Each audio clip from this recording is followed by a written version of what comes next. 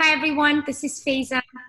Thank you for giving me the space to be speaking with you guys with all these inspirational material. Today, I have another teenager and one of my dear friend's daughters, Jessica Medwin. Jessica is a junior at Gulliver High School, and she is the co-founder of the nonprofit organization Children for Children. Welcome, Jessica. Hi, how are you? I'm great. How are you doing? And how are you adjusting to the pandemic? I'm doing great, just trying to take it one day at a time. Yes, that's always a good approach. Has it impacted you a lot as far as your workload? Are you having to make any adjustments socially as well? I think that at first the workload was a little overwhelming, but as the weeks have continued, I've learned how to manage it better, and my teachers have been assigning less homework. In regards to my friends, a social distancing, if I see them, we're 6 feet apart, so not much contact with them, which doesn't feel great. Yes, it doesn't feel great, but you know what? We are still very fortunate, which is why you're here. And we will all get through this. And as you always say, this too will pass, as I know you see the glass half full. Jessica, I'm really inspired by all the teenagers that are making such a huge impact in our communities. Not only was I inspired then, but to see the amount of effort that's coming from you and children that are your age at a time when we are socially distant and a lot of people's lives have been impacted. Some are fortunate to go through the pandemic in a way that is comforting, and some are not so fortunate. And this is really where you come in. You co-founded this organization, Children for Children, along with your friend. Can you tell us a little bit about that and how the inspiration came about? Well, Children for Children started last year after I went to a high holiday service with my mom, and I saw a video about an orphanage in Ukraine. And after I watched this video, I was so inspired they were doing to give back to their community. I wanted to find a way to help them and people in our own community. So I talked to my friend Kylie. She's transferring from school to my school, and we were talking about what we can do to give back to our community, not just the abroad community, and how we can different religions to spread our mission. So we decided to partner with His House Children's Home, a foster care facility in Miami, and the Share Foundation to raise more awareness about our mission and to foster cultural awareness, tolerance, and commonalities of the soul. That's amazing. I do love when I read a little bit about your charity online a few days ago, I was really impacted by your mission and the fact that the inspiration was also to create a nonprofit that was very inclusive, regardless of your age, your gender, your ethnicity, your religion. And for a teenager, someone your age and your friend's age as well, for both of you to really come into this endeavor with a global mindset at such a young age is very impressive. I always subscribe to the mindset that we should always aspire for oneness, not sameness. We're all different, and the world needs us to be different. So thank you for being an agent for oneness and not sameness.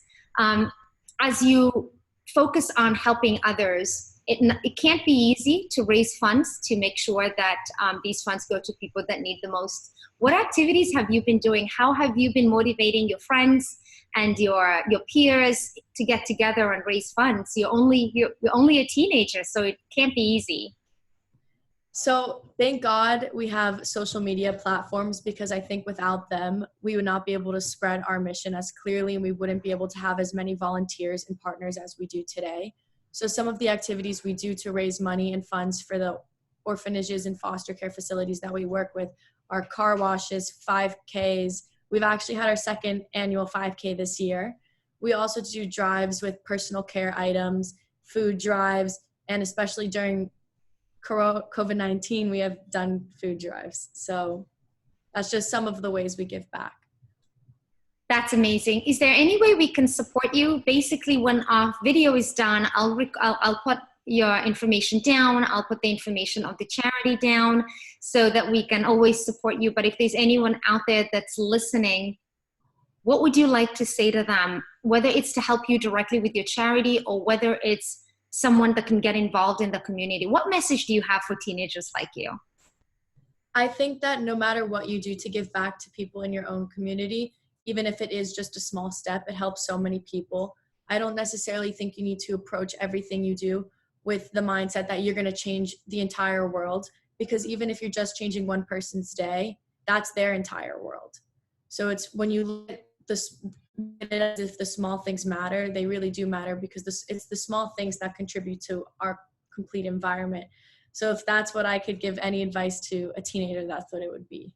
Just baby steps to help other people. That's powerful. Remember, you don't have to change the world, but if you can give someone one day, that one day could be their entire world. I absolutely love that.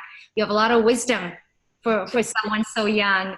And I was very grateful to see how you really showed up for the community during this pandemic. A lot of us in the community are doing everything we can to make a difference in our own backyard.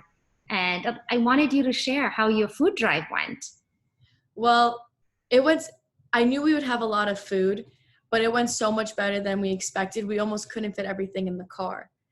It started a week ago, and we just started collecting canned food, clothes, anything that you could salvage, not necessarily salvage, but anything that could last an extended period of time, since we don't know how long COVID-19 will last. So we collected all these items in a box outside of me and Kylie's house, and every couple hours we would go outside and bring in all the food and items that we collected. And today we dropped off 2 carloads filled with stuff for this community that we're raising awareness for in our own backyard. Yes, that's amazing.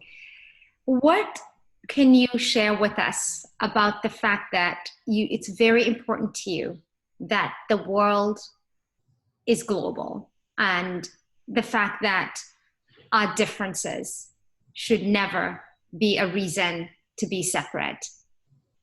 Well, the way I look at it is, if you look at our logo, we have 3 eggs on it, each of different colors. And when you crack that egg open, it's all the same yolk inside. And I think that's applicable to how people are today. Even though we all appear different and we have different beliefs, different sexual orientations, different ethnicities, different genders, inside we all have something that makes us who we are, something that can contribute to this world. So I think when you're looking at people, that's the mindset you need to have, that it's not just what you appear as, but who you are as a person. Wow. And like letting all these stereotypes go. Wow, that's powerful right there. If you're listening to me, look at the world like an egg. When you crack those eggs, we're all the same inside. We have the same needs. We have the same, we may not be the exact same thing, but we feel joy just like everybody else does. We feel pain, we feel love. And that's how I'm going to remember this conversation. We're going to put a lot of love out there. We're going to feel like the world needs to wake up and see that we're all global, that there is oneness, but we cannot be the same, and we shouldn't have to.